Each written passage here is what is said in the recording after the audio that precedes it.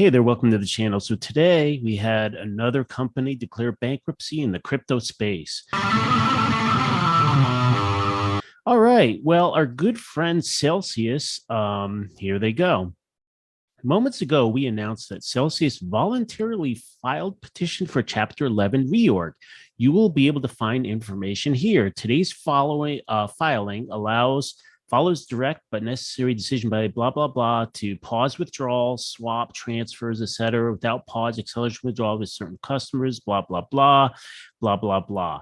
Okay, so basically Celsius is now declaring a Chapter 11 reorg. So that there's different types of chapters you can do. I believe like Chapter 7 is this total liquidation. Chapter 7, I believe, is the liquidation.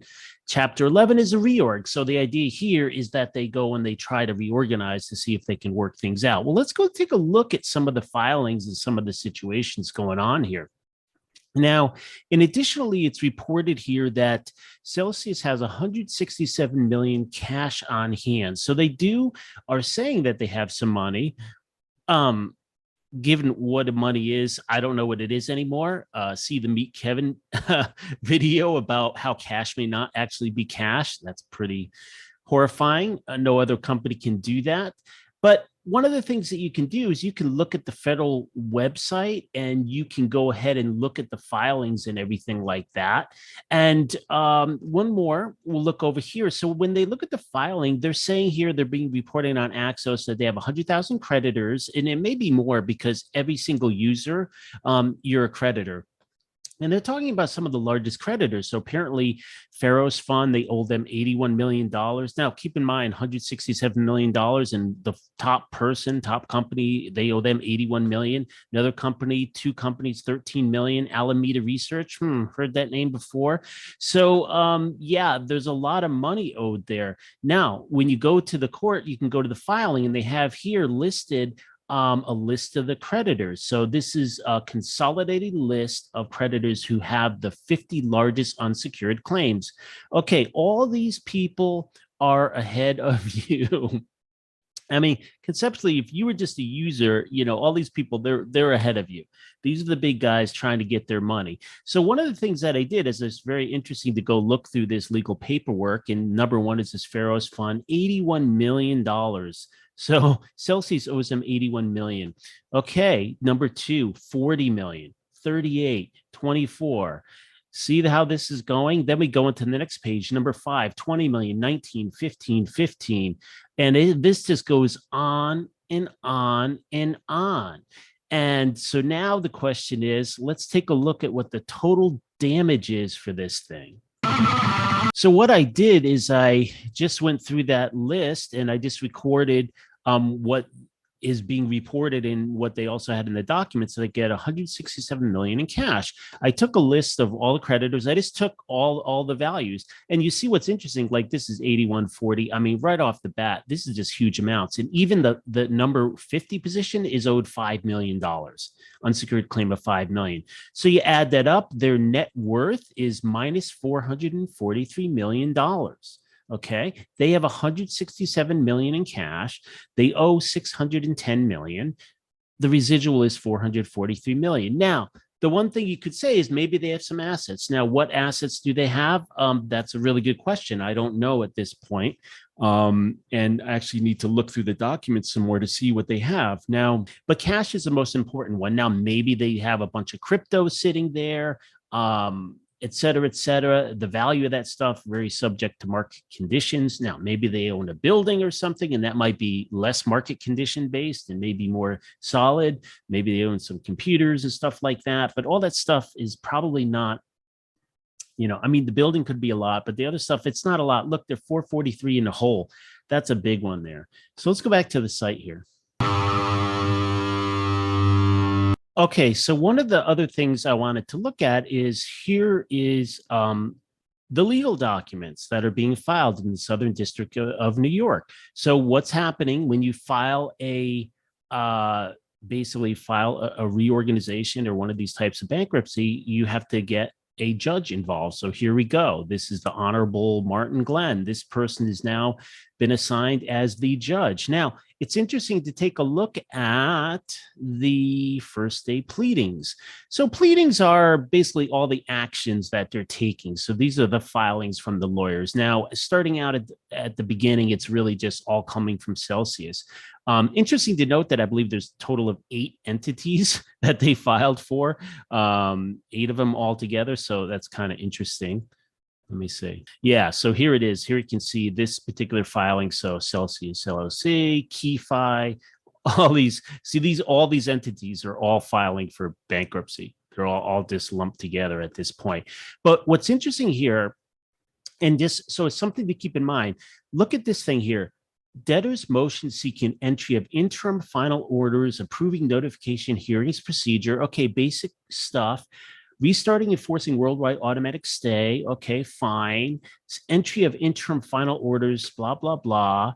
And okay, here's an interesting one. So this is a type of a motion authorizing the debtors to A, pay their obligations under petition insurance policies, continue to pay brokerage fees, renew, supplement, modify, purchase insurance coverage, surety bond, etc. Then over here, pay certain taxes and fees. This is a request. You have to understand what's happened here is they now can't do anything. They can't do anything without filing a motion to a judge and having a judge say that, okay, yes, you can pay your rent. Oh, you can pay your brokerage fee. Oh, you can pay your renew your insurance policy. They have to get for everything. And here's the one about trying to get a consolidated list of filers. And yeah, this one too, just noticing here, authorizing debtors to A, pay prep-petition employee wages, salaries, other compensation, continue employee benefits programs, etc. So once again, this highlights that, hey, you're in bankruptcy, you got to request everything from the judge. You can't, like, literally, you can't. Now, a judge isn't going to go and say, don't pay your employees. However, the judge might say, oh, CEO, tire sweet, you're getting nothing. I mean, it could be that, but also even just benefits programs, et cetera. So I just thought that's kind of interesting. And that's something to kind of keep in mind now. That's what it means when you go into a reorg, you go into this stuff. It's not like it's up to the company anymore. The company, I mean, they're really in many ways getting pushed to the side. The CEO, they're just dog meat at this point because they got to get approval for everything. And whatever this law firm that was hired, they talk about how experienced they are. I'm sure they're costing a boatload of money, and it's gonna, I don't know. I can only speculate, but I can just imagine, like, easily think about the Amber Heard trial. Like, her bills are in something like $6 million court bills. People are thinking, and this is probably even much more complicated than that. You could look at $10 million in legal fees just to do all the stuff you have to do. And so going back to it, if you got 167 million left and you owe just from the big guys right now, you owe 600 something million. Okay. Now understand that this is like a notice. This is now filed. Now I'm sure all the people that are owed a lot of money from Celsius are on that list, have already filed, et cetera, or in the process of filing. But one of the things that it does is it sends notice. So there's going to be a whole bunch of other people that are going to come out of the woodwork, because obviously they should come out of the woodwork. So yeah, the crypto situation is continuing to just implode, and it's not really good.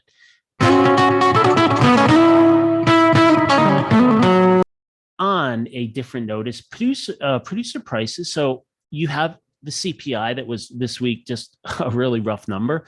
And the producer price, this is a measure of what the producers of things are paying. And so it's really kind of seems consistent with CPI. You had a 1.1% for June. So that implies over 12% annual, and that's seasonally adjusted. And then you're looking at 11.3% for the 12 months. So this is in the largest increase since 11.6 in March of 2020. So producer prices aren't as historically high as CPI, but they're still not great. Now, the implication of producer prices is what? Theoretically, you have inflation going up. The producers would you would think that you would see something like PPI would hopefully, you would think it would, because it's going input to stuff, right? So this is the input side of a lot of the cost, right? And you would think that that would kind of peak first, and then your CPI would be coming up and it would peak later. And so you would have this kind of a lag here with your CPI, but that may not be entirely the case. I know I've tried to put the charts up. I don't have them with me right now, and it's not quite sure. But what it does kind of show is that it's sort of, as it stands right now, it's still pointing to more inflation for the time being. You know, it's not, I mean, if this was a different situation, if you had a situation where you said, oh, the PPI has come off a lot, you know, and started to really come off, then that might give us some hope that even though the CPI is still going up, you know, in the next month or so, that it could start to follow off. But that's doesn't appear to be what we see at this point. So the next subject I wanted to look at really quick is the dollar, because we have, you know, all the problems in Sri Lanka, all this stuff going on, and I really wanted to just look at US dollar. Here I'm not looking at the UUP, which is just an ETF that you can trade. This is actually the US dollar index close end of the day, ICE. So that's the whatever that exchange is. But you can see here that with this dollar, you know, we're at pretty high numbers here. But the previous high was going to be in the 2000s, the most recent in the 2000s. So here's where the dollar is like 108 on the index. So it's not there. But the thing to note on the dollar, so the dollar is the red and green bars here. The purple is just for reference is the SPY. So you can see, though, that the dollar index has broken out of the recent highs, right? It's broken out of the recent ones from 2017 and 2020. And now it's heading up to really get at these highs in the 120 range, which we didn't have until back in 2000. So it seems like nothing's really stopping it there in the long term from going to that level at this point.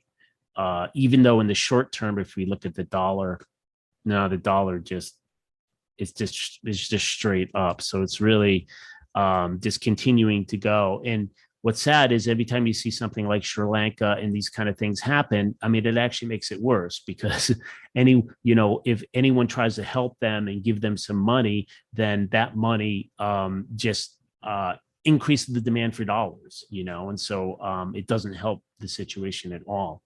Now, another thing too, if we look at our inflation, you know, this thing, I really hope, and I know that California is supposedly doing this thing where they're going to send out paycheck, checks to help with inflation, but this is very misguided, you know. And I was hearing something today on, I think, Breaking Points, and they were kind of talking about how, how this is going to hurt the working class, how this raising the interest rates are going to, screw over the little guy, and and I agree, but there's a little bit deeper issue here in that you can't have something for nothing. You printed the money, the M2 money supply, your M2 money supply had been going up like it always does. And then they just spiked it up, and then they continue to ramp it up. And so now all this money, all this M2 money supply has to just work through the system. And at the time, they gave, in this region here, they gave all kinds of checks and stimmies to people. And so they took and spent it. And this led to the inflation. And it's really important to understand that, because I get it. There's a lot of people talking about how, look, this is not a demand. The argument is that this is not demand-driven inflation, but that is not true. It is demand-driven inflation directly from the M2. The M2 money supply is causing that demand.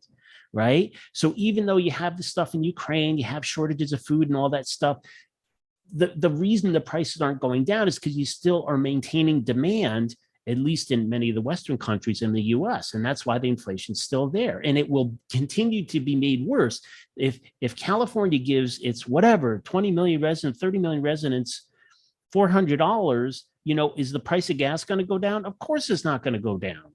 It's not going to go down. They're going to keep spending. You got to get people to stop spending. Now, preferably, you would have a kind of mild recession where people just cut back on some of their spending, and say, hey, look, I'm not going to drive as much. Hey, look, I'm not going to take as many vacations. Hey, look, I'm going to cut back on this and that. And then that way it kind of kills off the demand. But It's interesting because a lot of people just seem to believe that this is not entirely demand driven. Now, look, there's structural problems. There's structural problems with supply chains, but the crux of the problems with the supply chains is that there's still demand for those supplies. So it's really a demand issue. So the Fed has no point at this point, but to go Paul Volcker on us and just shut the whole thing down. And then when you go back to like breaking points, what they were talking about, then it's like, yeah, I totally get what you're saying. I mean, it's going to hurt the people that are in the least able to handle it. However, the counter is that those are the people that are suffering the most right now. They're the least able to pay for the gas price increases, to pay for the food increases. It's a larger percent of their salary, and also the rent increases, right? So all that stuff's been going through the roof, and they're the ones suffering the most from it. So I mean, I don't know how else to describe it, but we're just in that situation. We are back in the 70s and 80s, and the 70s were fun because I was a kid, and then I didn't really think about any of this stuff, didn't really care. Good music and stuff. But otherwise, if you were trying to like raise a family and survive, it probably got tough there. All right, well, I think that's it for this one. The crypto collapse continues, and I don't think it's over. Talk to you later. Bye.